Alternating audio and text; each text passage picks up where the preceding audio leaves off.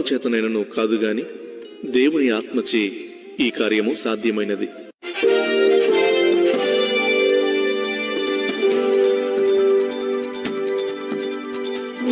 ప్రేక్షక మహాశయులకు నా నమస్కారం. మన సాహితీ సంపద అనే ఈ శీర్షకు మరొకసారి మీకు ఆహ్వానం. మనం పురుషోత్తమ చౌదరి గారి కవితా మధురిమలను గురించి మనం ఆలోచిస్తున్నాం. ముఖ్యంగా వారి పాటలను, కీర్తనల్ని ఒక దగ్గర క్రోడీకరించి అంశాలానుసారంగా విభజించి ఆయా అంశాలకు చెందినటువంటి పాటలను అందులో చేర్చడం జరిగిందని చెప్పుకున్నాం. గతంలో 2 విభాగాల గురించి కూడా మనం చూసాం. స్తుతి గీతాలు లేదా వందన గీతాలు, ఆ తర్వాత విజ్ఞాపన గీతాలు. వీటి గురించి మనం ఇంతకు ముందే ప్రస్తావించాం. ఈనాడు ఈ ఎపిసోడ్లో మిగతా వాటిని గురించి ఆలోచిద్దాం. పరితాప గీతాలు. పరితాపం ఎందుకు కలుగుతుందండి? ఏదైనా ఒక అపరాధం చేసినప్పుడు దాన్ని సరిదిద్దుకోవటం, దాని కొరకు విలపించటం, బాధపడటం, లేదా దాన్ని సరిదిద్దుకున్న తర్వాత తనకు కలిగిన ఆదరణ, దాని గురించి చెప్పుకునేటటువంటివి ఈ అంశాలలో చేర్చారు. మానవుడు స్వేచ్ఛాజీవి, మానవుడు సంఘజీవి కూడాను. సమాజంలో తాను ఉన్నంతకాలం కొన్ని నీతి నియమాలకు కట్టుబడి ఉంటాడు. నేను స్వేచ్ఛాజీవిని కనుక నా ఇష్టం వచ్చినట్టు చేస్తాను, నా ఇష్టం వచ్చినట్టు మాట్లాడతాను, నా ప్రవర్తన నాదే, మీరెవరు నన్ను ప్రశ్నించడానికి అని చెప్పడానికి వీల్లేదు. మరి వీటిని దారి తప్పినప్పుడు, వీటి నుంచి వైదొలిగిపోయినప్పుడు కలిగేటటువంటి అనర్థకాలు మనం ఇన్ని అన్ని అని చెప్పడానికి వీలే లేదు. పురుషోత్తమ చౌదరి గారు వీటి మీద కూడా తన మనసును కేంద్రీకరించారు. అసలు తానే కొన్నిసార్లు చిన్న చిన్న పొరపాట్లు చేయడం, చిన్న చిన్న తప్పిదాలు చేయడం, కొందరిని అపార్థం చేసుకోవడం, కొందరిని దూషించటం, ఇటువంటివి కొన్నిసార్లు జరిగాయట. మరి ముఖ్యంగా క్రీస్తుని విశ్వసించక ముందు వాటన్నిటిని కూడా మళ్ళీ ఒకసారి జ్ఞాపకం తెచ్చుకున్నప్పుడు చాలా పరితపించారట, చాలా బాధపడ్డారట. మరి అటువంటి వాటిని మనసులో పెట్టుకుని కొన్ని కీర్తనలు రచించారు. వాటిని పరితాప కీర్తనలు అనే అంశంలో చేర్చారు. ఒక కీర్తన చూడండి. బెండు పరకు నిండు విడకు దండిగల తండ్రి ఎడయుండు యేసుండు నీ అండనుండంగా గుండె దిగులేల ఇక వద్దు మనస బుద్ధి కురచ. చూసారా అసలు ఈ మాటల పొందిక ఎలా ఉన్నాయో? బెండు పడకు అంటే బెంగ పెట్టుకోవద్దనేసి, దిగులుగా ఉండమాకారనేసి. నిండు విడకు అంటే నిండుగా ఉన్నటువంటి ఆ మనసులో కలతలు కానీ, నలతలు కానీ, వెలితి కానీ రానికుండా అలాగే నిండుగా ఉండమని అంటాడు. అది ఎలా వీలవుతుందండి ఈ పరితాపం చెందేవాడికి అని అంటే, దండిగల తండ్రి ఎడయుండు యేసుండు నీ ఎండనుండగా గుండె దిగులేలా అది ఈయన రాస్తారంటే ఇది కూడా గమనించండి. అసలు బెండు, నిండు, దండి, తండ్రి, అండ, యేసుండు, నుండగా, గుండె, వీటన్నిటిలో 2 అక్షరం 0. అది కూడా మనం గమనించదగినటువంటి విషయం. మొత్తం మీద అయితే ఈయన దీంట్లో వెల్లడించింది ఏమిటంటే, నువ్వేదో ఒక అపరాధం చేసావు, ఈ అపరాధ మనస్కృతుడివై జీవించేదానికి బదులు, జీవితాంతం కూడా కుమిలిపోయేదానికి బదులు ఏనాడో ఒకనాడు యేసు చెంతకు వచ్చేసి, దేవా నేను ఈ పాపం చేశా, ఈ పొరపాటు చేశా, ఈ తప్పిదం చేశా అని ఆయన వేడుకుంటే, ఆయన దగ్గరకు వచ్చి నువ్వు ప్రార్థనాపూర్వకంగా వినయ విధేయతలతో యేసు పాదాల చెంత చేరుడు ఆయన కనుక ప్రాధేయపడితే క్షమాభిక్షను ప్రసాదించేవాడు యేసు. అందుకే ఆయన అంటాడు అనమాట, ఆ తండ్రి అయిన దేవుని యొక్క కుమారుడు నీకు అండగా ఉన్నప్పుడు నువ్వెందుకు దిగులు పడతావు? నువ్వు చేసినటువంటి పాపాలు ఆయన ముందు ఒప్పుకో, నువ్వు బాగుపడతావు. ఆయన చాలా వివరంగా చెప్పినటువంటి సంగతి మనం గమనించాం. పాట మొత్తాన్ని మీరు మరొకసారి చదివి చూడండి. అసలు దానిలో ఉన్నటువంటి భావం ఎంత స్పష్టంగా మనకు బోధపడుతుందో.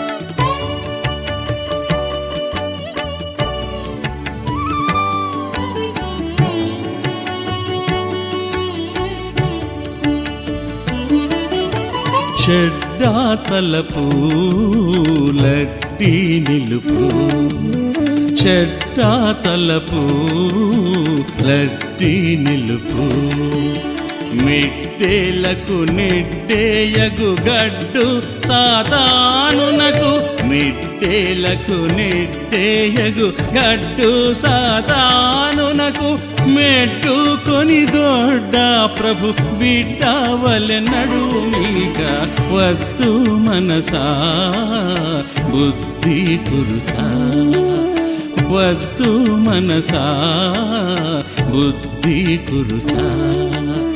పెద్దలకు పెద్ద పరిశుద్ధుడగు క్రీస్తు, పెద్దలకు పెద్ద పరిశుద్ధుడగు క్రీస్తు తాదిద్దు నిన్ను ప్రేమ సరి హద్దులను మీరవో.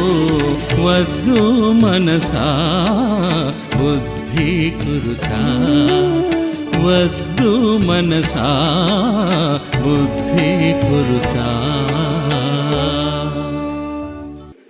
ఇలాంటి పరితాప కీర్తనలలో పురుషోత్తమ చౌదరి గారి అనుభవం కూడాను కనిపిస్తుంది అని చాలామంది చెప్తారండి. వారంతా స్వచ్ఛంగా తన తప్పిదాలను ఈ కీర్తనల రూపంలో వారు రాసుకొని తను సముదాయించుకున్న ఈనాడు అవి మనకు ఉపకరిస్తున్నాయి. మనం కూడా ఇటువంటి పాటల ద్వారా దేవుని సమీపించడానికి ఇవి ఒక మార్గదర్శకాలుగా మనకు నిలిచి ఉన్నటువంటి పాటలు. ఇంకొక చక్కటి పాట ఒకటి ఉన్నదండి. ఎరిగి ఎరిగి చెడిపోతివి మనసా, ఇక నీ దిక్కెవరు మనస్సా. ఇది కూడా ఒకానొక సందర్భంలో తాను తెలిసి ఒక అపరాధాన్ని చేశాడట. ఒకానొక సందర్భంలో తనకు తెలిసినా ఈ చిన్న పొరపాటు చేశాడట. అందుకని అంటాడు, ఎరిగి ఎరిగి చెడిపోతివి మనసా, ఇక నీ దిక్కెవ్వరు మనసా. దురితం బిది సచ్చరితం బిది, అంటే ఇది చెడు ఇది మంచి అని కూడాను తెలుసుకునేటటువంటి విచక్షణ జ్ఞానాన్ని నువ్వు కోల్పోయి ఎరిగి ఎరిగి చెడిపోతివి మనసా, ఇక నీ దిక్కెవరు అని ప్రశ్నించుకొని చిట్ట చివరికి వచ్చేటప్పుడు కల్లా మనకు దిక్కు యేసు నాయకుడే. ఆయన కనుక మనం సమీపించినట్లయితే ముఖలిత హస్తాలతో యేసు పాదపద్మాల దగ్గర మనం ఉరాలి క్షమాభిక్షను కోరినట్లయితే ఎప్పుడు కూడాను ఎల్లప్పుడూ కూడాను సంసిద్ధుడిగా ఉండి మనల్ని క్షమించి మనశ్శాంతిని సమకూర్చేవాడు యేసు అని ఆయన వెల్లడించినటువంటి కీర్తన ఇది. కీర్తన విందామా?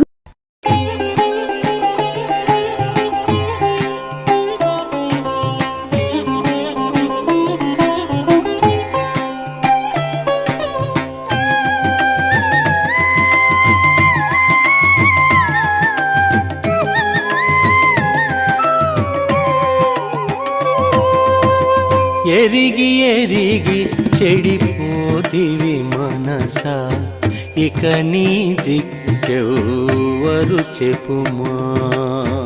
ఎరిగి ఎరిగి చెడిపోతివి మనసా, ఇక నీ దిక్కెవ్వరు చెప్పుమా. దురితం విధి సచ్చరితం విధియని ఎరుక సరకు గొన ఏమియు నీ. ఎరిగి ఎరిగి చెడిపోతివి మనసా, ఇక నీ దిక్కెవ్వరు చెప్పుమా.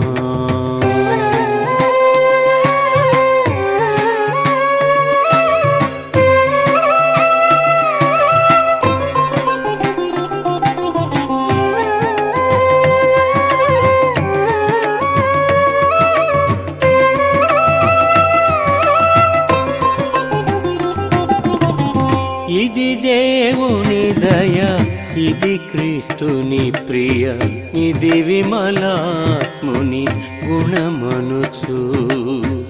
ఇది దేవుని దయ, ఇది క్రీస్తుని ప్రియ, ఇది విమలాత్ముని గుణమనుచు. ఎదలో ననుభవమెరిగి మరల దుర్మదమున దుష్కృత పదమున బడితివి. ఎరిగి ఎరిగి చెడిపోతివి మనసా, ఇక నీ దిక్కెవ్వరు చెప్పుమా.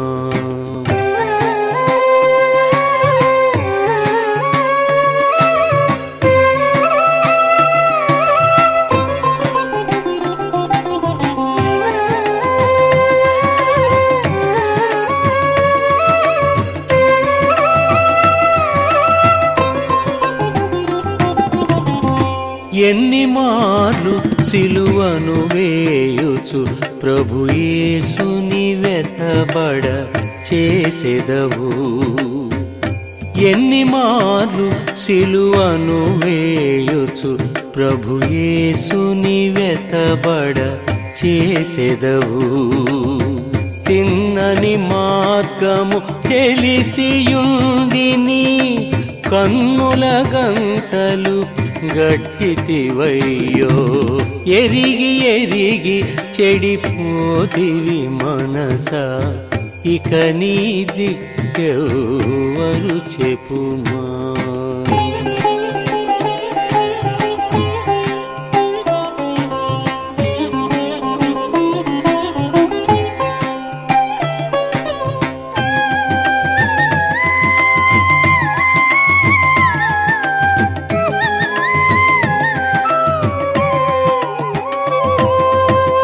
పలువిధ శోధన బాధలలో ఘన ప్రభు క్రీస్తుడే నీ దిక్కనుకో. పలువిధ శోధన బాధలలో ఘన ప్రభు క్రీస్తుడే నీ దిక్కనుకో. తాళుచు పశ్చాత్తాపము బడిక జాలించుము కలుషపు యత్నంబు ఎరిగి ఎరిగి చెడిపోతివి మనసా ఇక నీ దిక్కెవరు చెప్పుమా. ఎరిగి ఎరిగి చెడిపోతివి మనసా ఇక నీ దిక్కెవరు చెప్పుమా. దురితం బిది సచ్చరితం బిదియని ఎరుక సరకు గొన ఏమియు నీ ఎరిగి ఎరిగి చెడిపోతివి మనసా ఇక నీ దిక్కెవరు చెప్పుమా.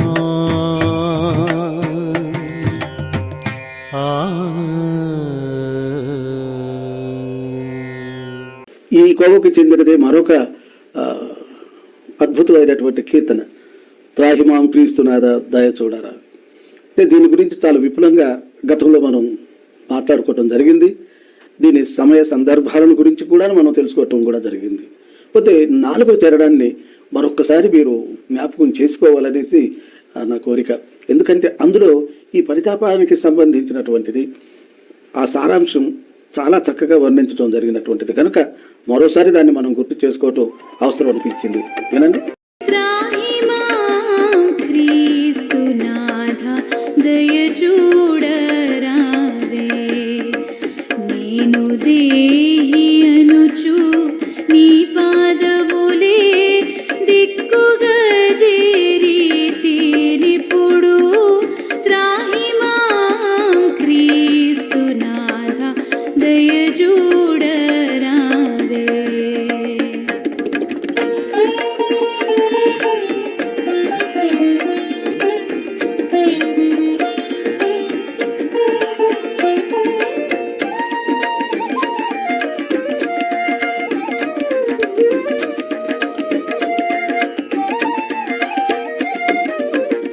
నిన్ను చేరి సాటిలేని నిత్యానంద మంద పోవుచున్నప్పుడు నిందలు నాకెన్ని చేరినా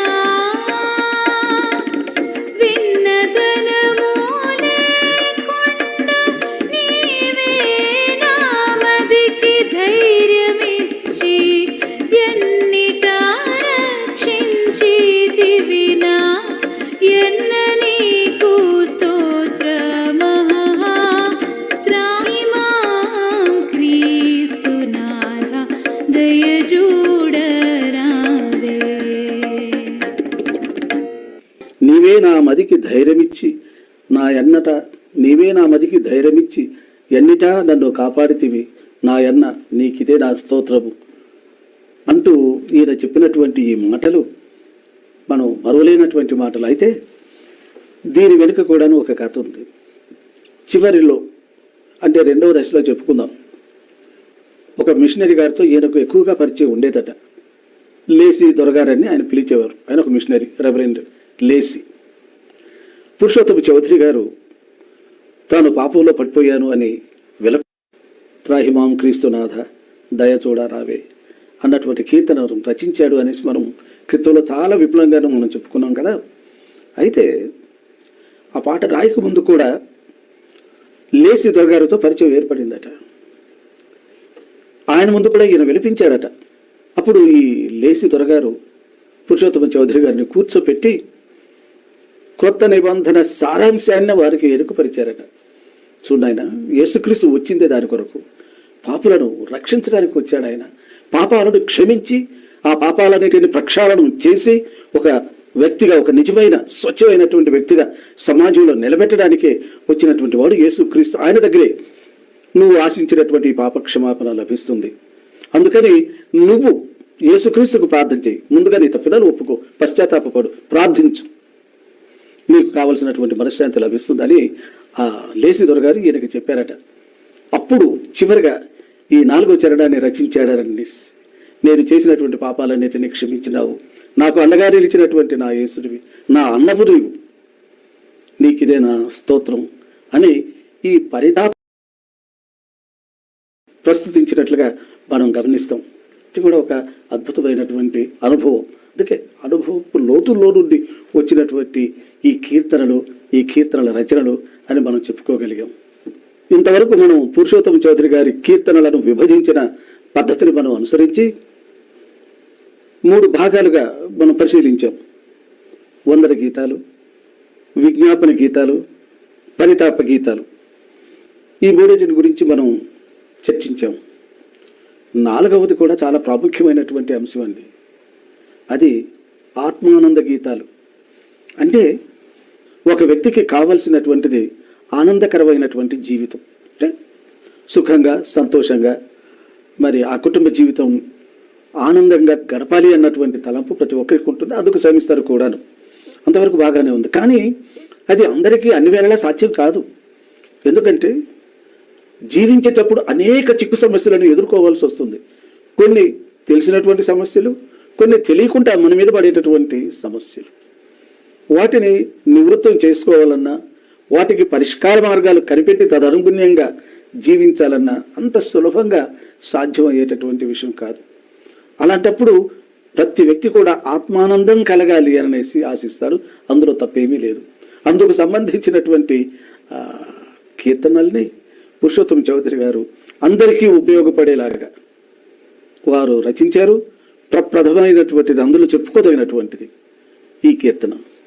మనసానందము పొందుట కన్నా మరి ఏ భాగ్యము కలదన్న అని అంటాడు. అసలు మనసులో కలిగేటటువంటి ఆనందం ఏ భాగ్యానికి పోల్చాలండి? కోటాను కోట్ల డబ్బులు మనకు ఉండొచ్చు, కానీ తినడానికి కావలసినంత తిండి ఉండొచ్చు, ఉండటానికి మంచి మంచి భవంతులు ఉండొచ్చు, కానీ మనసులో ఆనందం అనేది కనుక లేకపోతే అతని జీవితం నరకప్రాయమే. అందుకని ఇంత స్పష్టంగా ఈ మాటలు చెప్పాల్సి వచ్చింది. మనసు ఆనందం పొందటం కంటే ఇంకా కావాల్సిన భాగ్యం ఉంది. ఏ భాగ్యం కూడా ఈ ఆనందానికి సరితూగదు అని చెప్పినటువంటి ఈ కీర్తన శ్రద్ధగా ఆలకించండి, మీకే బోధపడుతుంది.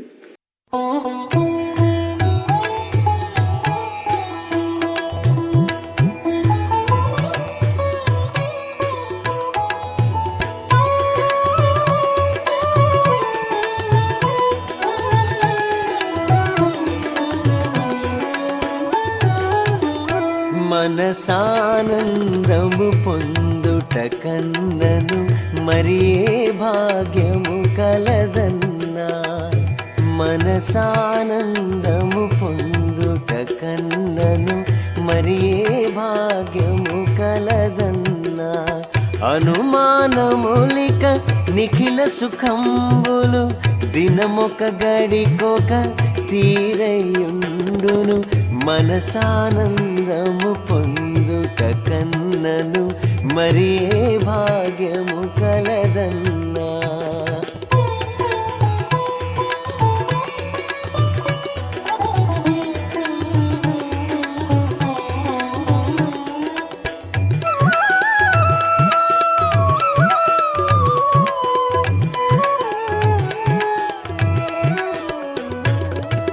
దిటముగ ప్రార్థనయను ఖడ్గముగని తిరుగు పిశాచము వెరచన్నా, దిటముగ ప్రార్థనయను ఖడ్గముగని తిరుగు పిశాచము వెరచన్నా, పటుదీప్తులు గల ప్రభు శాస్త్రోక్తులు బహు సంశయ పంకము నింకించును. మనసానందము పొందుట కన్నను మరి ఏ భాగ్యము కలదన్నా.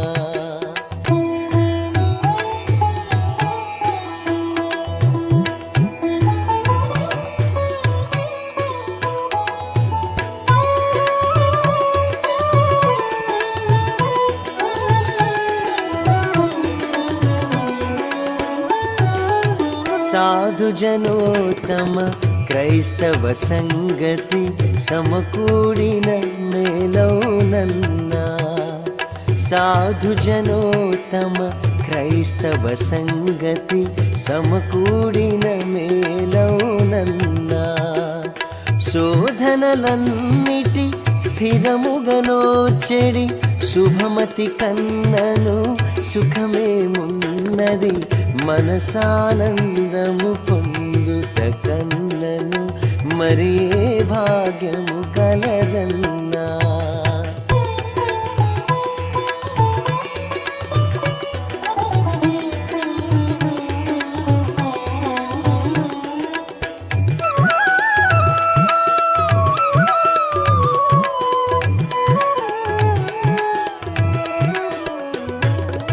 క్షమయును స్నేహము ప్రభు కడ నేర్చిన శత్రువులిక భువిలేరన్నా. క్షమయును స్నేహము ప్రభు కడ నేర్చిన శత్రువులిక భువిలేరన్నా.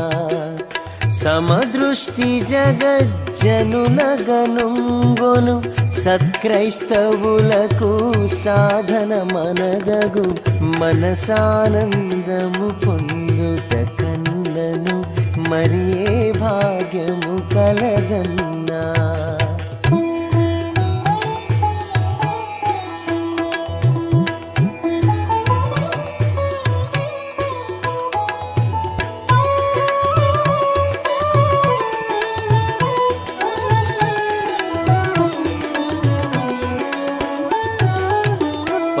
పరమదయానిధి క్రీస్తుని బలమున పాపభరంబులు విడునన్నా. పరమదయానిధి క్రీస్తుని బలమున పాపభరంబులు విడునన్నా. పరిశుద్ధాత్ముని బంధుత్వంబున అరమర చీకటులన్నీయు తొలగును. మనసానందము పొందుట కన్నను మరి ఏ భాగ్యము కలదన్నా. మనసానందము పొందుట కన్నను మరి ఏ భాగ్యము కలదన్నా. అనుమానములిక నిఖిల సుఖంబులు దినముక గడికొక తీరయుండును. మనసానందము పొందుట కన్నను మరి ఏ భాగ్యము కలదన్నా. విన్నారు కదా, ఈ కీర్తనలోని సారాంశాన్ని ఒక మాటలో చెప్పాల్సి వస్తే మార్పు, ఆ మార్పు ద్వారా లభించినటువంటి ఆనందం. ఎందుకనంటే మనసుకు ఆనందం కలగాలి అని అంటే అంతకుముందు అతను బాధపడి ఉండాలి. ఆ బాధలో నుంచి బయటికి రావాలి. బయటకు వచ్చిన తర్వాత ఆత్మానందం కలుగుతుంది అన్నటువంటిది ఇందులో ఉన్నటువంటి సందేశం. మనసానందము పొందుట కన్నను మరే భాగ్యము కలదన్నా అని అది క్రీస్తు ద్వారానే లభ్యమవుతుంది అని చెప్పినటువంటి ఈ కీర్తన 10 మందికి కూడా వినిపించదగినటువంటి కీర్తన. కానీ దానికి మన ఆదర్శప్రాయమైనటువంటి జీవితం, దానికి మన విశ్వాసం జోడించి పాడవలసినటువంటి పాట ఇది. మరొక కీర్తన, దాని గురించి ఇంతకుముందు మనం చర్చించాం. 1-2 సార్లు కూడాను దాన్ని ప్రస్తావనలోకి తీసుకుని వచ్చాం. చాలా అనేక రకాలుగా ఆ పాట మేలైనటువంటి పాటగా అటు సాహిత్యంలోను, సంగీతంలోను, భావాన్ని వ్యక్తీకరించడంలోను, ఒక వ్యక్తి జీవితంలో తన తప్పిదాన్ని తెలుసుకోననేసి పరితాపం చెంది చివరకు మనసు ఆయాసం తట్టుకోలేక ప్రార్థించి క్షమాభిక్షను పొందిన తర్వాత, ఆత్మానందాన్ని పొందిన తర్వాత రచించినటువంటి పాట కూడవలసిన లక్షణాలన్నీ కూడా అందులో కనిపిస్తాయి. అదేదో కొత్త పాట ఏవి కాదు, మనం అందరం కూడా సర్వసాధారణంగా పాడుకునేటటువంటి పాట. యెహోవా నా మొర లాలించెను, తన మహాదయను నన్ను గడించాను. ఈ పాట పాడినప్పుడు అండి ఒక విచిత్రం జరిగింది, అది మీరు విని తీరాలి.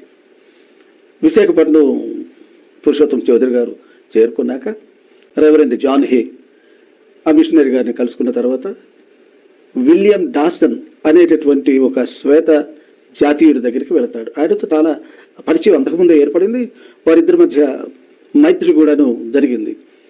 ఆయన శ్వేత జాతీయుడని నేను ఎందుకు అనాల్సి వచ్చిందంటే, శ్వేత జాతీయుడైనప్పటికీ కూడా తెలుగు భాషలో పాండిత్యాన్ని సంపాదించినటువంటి వారు. అసలు ఆయనతో అంత ధాటిగా తెలుగులో మాట్లాడేవాళ్ళు ఆ ప్రాంతంలో లేరని ప్రతీతి. వారు రాసినటువంటి కీర్తనలు మన కీర్తన పుస్తకంలో 2-3 ఉన్నాయి. అవి కొన్నిసార్లు చదవటానికి కూడా కష్టమైనటువంటి గంభీర పదాలు దాంట్లో చోటు చేసుకున్నటువంటివి. మీరు చూడండి, తర్వాత ఎప్పుడన్నా మళ్ళీ నేను ప్రస్తావిస్తాను. ఆ విలియం డాసన్ గారి దగ్గరికి ఈయన వెళ్ళాడు. వెళ్ళి ఇదిగో నేను రాసినటువంటి ఈ పాట యెహోవా నా మొరలాలించాడు, ఇది నాకు ఆత్మానందాన్ని కలిగించేటటువంటి పాట అని చెప్పి పాడాడట. విలియం డాసన్ గారు పులకించిపోయారట. వెంటనే లోపలికి వెళ్ళి బట్టలు మార్చుకొని ఎర్రటి పంచి ఒకటి చుట్టుకొని బంతిపూల దండ ఒకటి తెప్పించుకొని మెడలో వేసుకొని చిరతలు అంటే ఇలా కొడతారు చూసారా, కథ కాలక్షేపం చేసేటం. ఆ చిరతలు చేతులకు పెట్టుకుని అనేసి ఆ చౌదరి గారు రండి మనం వీధుల్లోకి వెళ్దామని అనేసి మీరు పాడండి పాట అనేసి పురుషోత్తం గారి చేత పాట పాడించుకుంటూ ఈయన చిందులు వేసుకుంటూ అంటే ఒక నాట్యం అన్నమాట ఈ చిరతలు కొట్టుకుంటూ వీధులు వెంబడి తిరిగారట. ఆ పాట అంతగా ఆయన ఆకట్టుకున్నదన్నమాట. ఆ తన్మయత్వంలో మర్చిపోయి అలా నాట్యం చేసుకుంటూ వీధుల వెంబడి తిరిగారట. పొద్దుటికల్లా అటు విలియం డాసన్ గారికి ఇటు పురుషోత్తం చౌదరి గారికి మతి చెలించినది అని కూడా ఒక చిన్న వార్త పొక్కింది. కానీ అది అంతటితోటి సమస్య పోయింది. కొన్ని చరణాలను మీరు గమనిస్తే తనకు ఎలాంటి మనసానందం కలిగిందో వివరణాత్మకంగా చెప్పేటటువంటి ఆ కీర్తన, అది కూడా ఈ సందర్భంలో చెప్పుకోవటం చాలా అవసరం.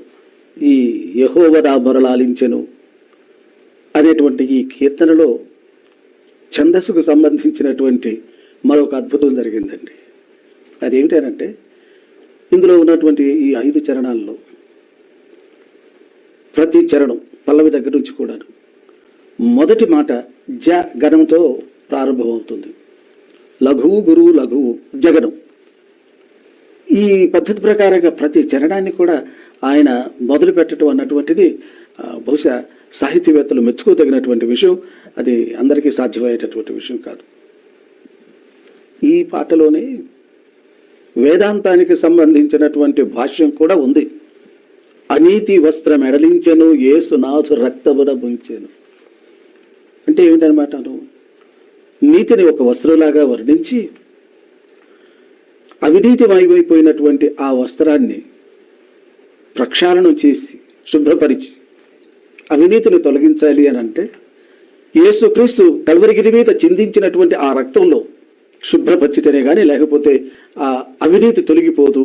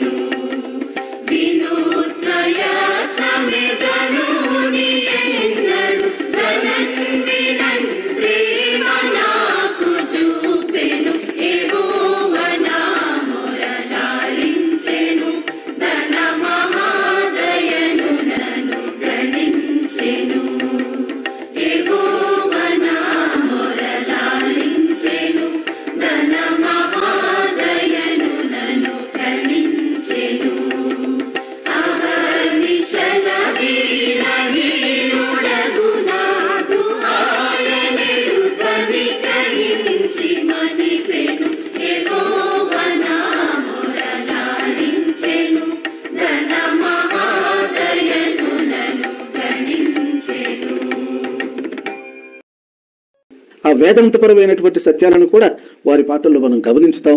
ఇది దేవునికి మనం ఎంతైనా రుణస్థులమై ఉన్నాం, ఇటువంటి ఒక మహాకవీశ్వరుడు మనకి ఇచ్చినట్టుగా. మరి వచ్చే ఎపిసోడ్లో మిగతా ఆ 2 అంశాలను గురించి కూడాను మనం తెలుసుకోవడానికి ప్రయత్నం చేద్దాం. అందాక సెలవు. నమస్కారం.